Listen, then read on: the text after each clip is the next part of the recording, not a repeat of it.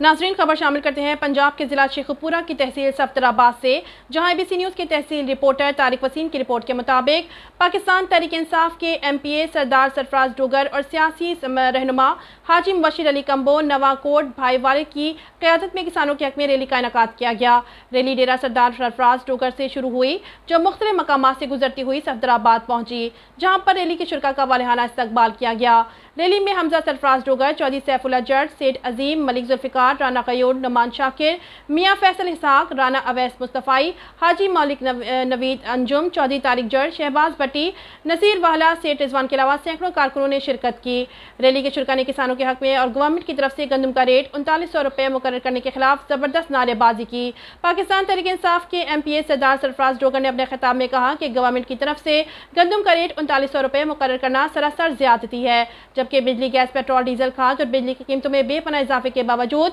کسانوں کے ساتھ سوتیلی ماں جیسا سلوک رکھا جا رہا ہے۔ میں گورنمنٹ کو یہ پیغام دینا چاہتا ہوں کہ وہ اس پالیسی پر غور کرے۔ گورنمنٹ اپنے ہی مقرر کردہ ریٹ پر گندم نہیں خرید رہی۔ میرے کسانوں اور زمینداروں بھائیوں کی امیدیں گندم پر لگی ہوئی ہیں، اور جب گندم آتی ہے تو وہ اپنی بیٹیوں کی شادیاں کرتے ہیں، مگر یہ گورنمنٹ ان پر ظلم کے پہاڑ توڑ رہی ہے۔